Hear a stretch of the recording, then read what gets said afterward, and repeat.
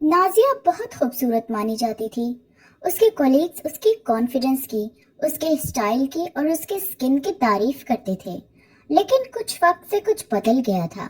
लोग उसे अवॉइड करने लगे, बातें छोटी होने लगी, कॉम्प्लीमेंट्स खत्म हो गए, बस फॉर्मल मुस्कुराहट रह गई। एक दिन उसने अपनी फ्रेंड से कहा, मुझे समझ नहीं आता, मैं तो पहले जैसे नहीं हूँ, लोग ऐसे क्यों बिहेव कर रहे हैं मुझसे। उसके फ्रेंड ने नीचे देखा, थोड़ा हेजिटेट किया और फिर धीरे से बोला, नाजिया, शायद तुम्हारा चेहरा नहीं बदला, शायद कुछ और बदल गया है अंदर से। नादिया मेंटली इस चीज से इतना परेशान हो गई कि उसने एक इस्लामिक लाइफ कोच के साथ सेशन बुक किया।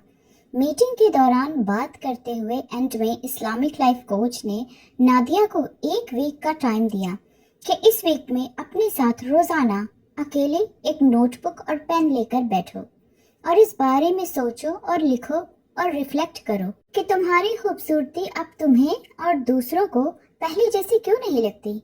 नादिया ने एक वीक तक सोचा और ये एक लिस्ट बनाई जिसकी वजह से वो अब अट्रैक्टिव नहीं लगती, और वो लिस्ट उसने इस्लामिक लाइफ कोच को सुनाई।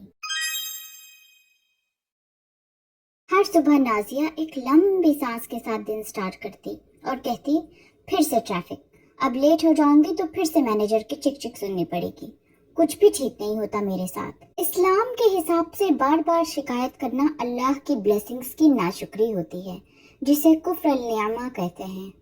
नबी सल्लल्लाहु अलैहि वसल्लम ने फरमाया, जो लोगों का शुक्र नहीं करते वो अल्लाह का शुक्र नहीं करते। साइकोलॉजी के मुताबिक ये आदत दिमाग को ऐसे ट्रेन करती है कि वो सिर्फ बुराई देखने लगे, अच्छाई नहीं।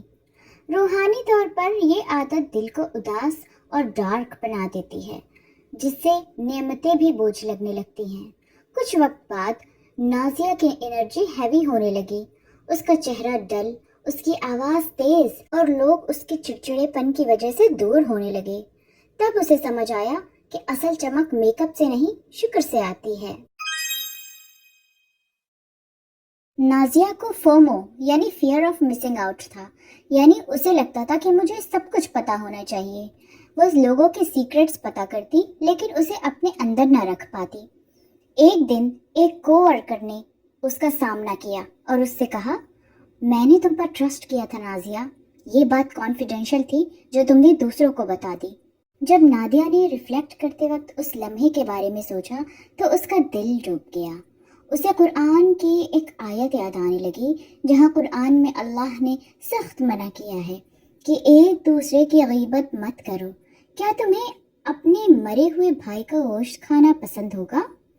इस्लामिक साइकोलॉजी के मुताबिक गीबत अक्सर इनसिक्योरिटी से आती है, दूसरों को नीचा दिखा के अपने आप को बड़ा महसूस करना।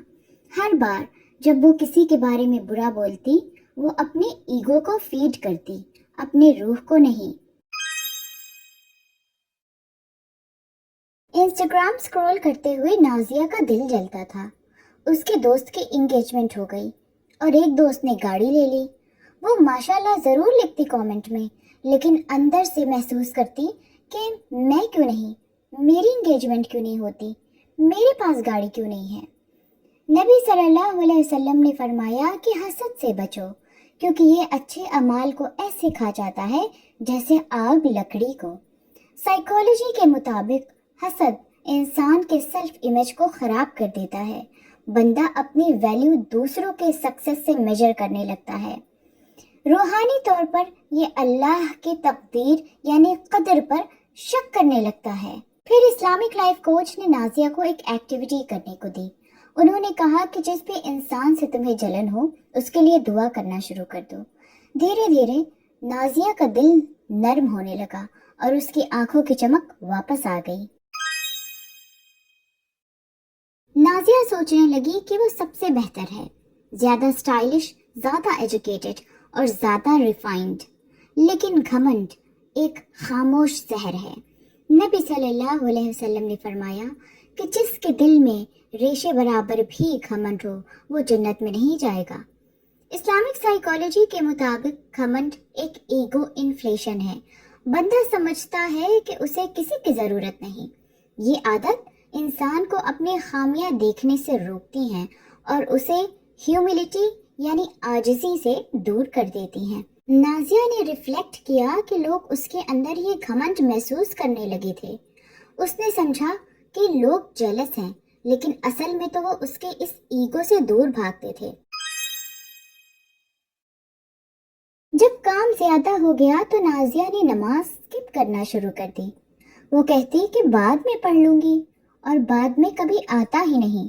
نماز کے بنا اس کی اسپرچول انرجی کم ہونے لگی، صبر ختم ہونے لگا، چھوٹی باتیں بھی بڑی لگنے لگی۔ سائیکولوجیکلی یہ اسی لیے ہوتا ہے کہ دن میں 5 دفعہ جب ہم دنیا کو پیچھے چھوڑ کے صرف اللہ کے آگے گرتے ہیں تو وہ ایک میڈیٹیشن اور مائنڈفلنس کا کام کرتا ہے۔ یہ ایسے ہے جیسے ہم اپنے موبائل کو چارج کرتے ہیں، اگر چارج نہیں تو کام بھی نہیں۔